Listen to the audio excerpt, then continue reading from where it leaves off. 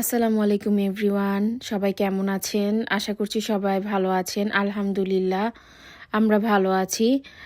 সবাইকে নতুন একটি ভিডিওতে ওয়েলকাম করছি। আজকে খুবই মজাদার কিছু খাবার রান্না করব বাংলাদেশি স্টাইলে। বিয়েবাড়ির যে একটা চিকেন রোস্ট হয় সেটাই রান্না করব। তো আপনাদের সাথে সব কিছু শেয়ার করব, সাথে থাকেন ভিডিওটির। আশা করছি ভালো লাগবে। তো এখানে প্রথমেই হচ্ছে আমি চিকেনটাকে লবণ দিয়ে মেখে নিয়েছি আর একটু ফ্রাই করে নিচ্ছি। একটু ভাজা ভাজা করে নিলে চিকেনটা তাহলে শক্ত শক্ত হয়, খেতে মানে ভালোই লাগে। আর যদি না ভেজে রান্না করি তাহলে টেস্টটা অত একটা ভালো আসে না। তো এখানে হচ্ছে আমি চিকেনগুলোকে মানে আগে হচ্ছে ব্রেস্ট পিস যেগুলো সেগুলো হচ্ছে আগে ফ্রাই করব, আর লেগ পিস যেগুলো সেগুলো হচ্ছে পরে ফ্রাই করব। এখানে হচ্ছে আমি যে এখানকার যে আমাদের যেই মানে হোল চিকেনগুলো পাওয়া যায় এর মধ্যে এই চিকেনটা সবচেয়ে বেশি টেস্টি। অনেকটা বাংলাদেশের কক যে মুরগিটা আছে না, রোস্টের যে মুরগিটা এরকম লাগে খেতে, অনেক বেশি টেস্টি হয় এভাবে রান্না করলে। তো এই তো আমি এখানে এক এক করে সব কিছু ফ্রাই করে নিচ্ছিলাম। এই যে দেখতে পাচ্ছেন আমি ওই দিন একটু বেশি করেই রান্না করছিলাম, কারণ আমার একটা বান্ধবীকে হচ্ছে আমি খাবার দিব, তো এই জন্যই রান্না করছিলাম একটু বেশি করে। এখানে আমি 3টা মুরগি নিয়েছিলাম। পুরো একদম 12 পিস রোস্ট হয়েছিল। আর ওই পাশে হচ্ছে আমি মানে মশলাটা রোস্টের যে মানে গ্রেভিটা মশলাটা সেটা হচ্ছে আমি মানে রেডি করে নিচ্ছিলাম। এখানে পেঁয়াজটা আমি অনেকক্ষণ ধরে ফ্রাই করে নিচ্ছিলাম, অনেকটা বেরেস্তার মতনই করে নিব, তাতে করে টেস্টটা অনেক ভালো আসে।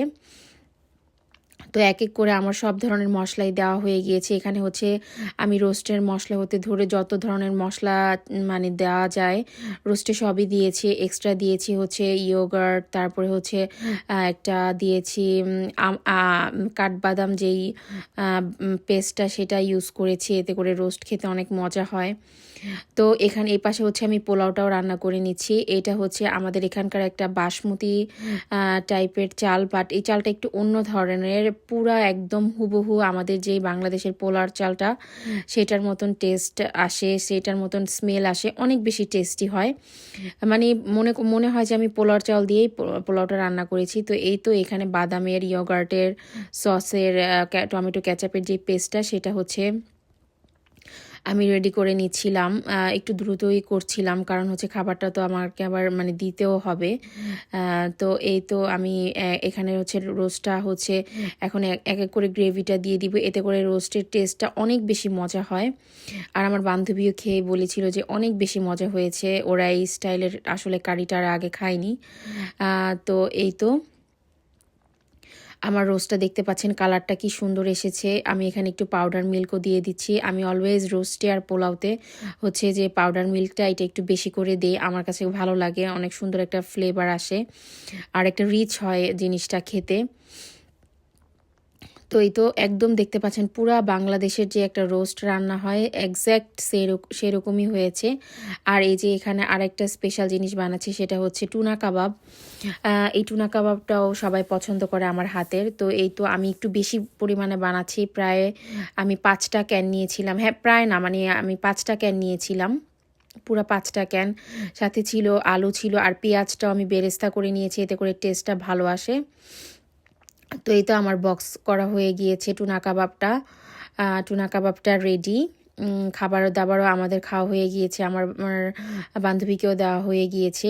আর এটা হচ্ছে তারপরের দিনের ভিডিও, হচ্ছে কিছু দেশি স্টাইলের রান্নাবান্না করেছিলাম, ভর্তা, মাছ ফ্রাই এগুলো। আর এখানে হচ্ছে যে আমি একটা রেগুলার একটা জুস খাই, এবিসি জুস, যেটা ক্যারট, তারপরে বিটরুট, অ্যাপল, আর আমি মাঝে মাঝে আরও অনেক কিছু এক্সট্রা অ্যাড করি, এতে করে জুসটা অনেক বেশি টেস্টি হয়। আর এটা হেলথের জন্য খুবই ভালো। আমি একদিন রেসিপি শেয়ার করব এবং ডিটেলসে এই জুসটা সম্বন্ধে বলবো। আজকে এই পর্যন্তই ভিডিও, দেখা হবে নেক্সট ভিডিওতে। আল্লাহ হাফেজ। রাধা জুসটা খাও, এটা খাইলে স্বাস্থ্যের লেগে অনেক উপকার।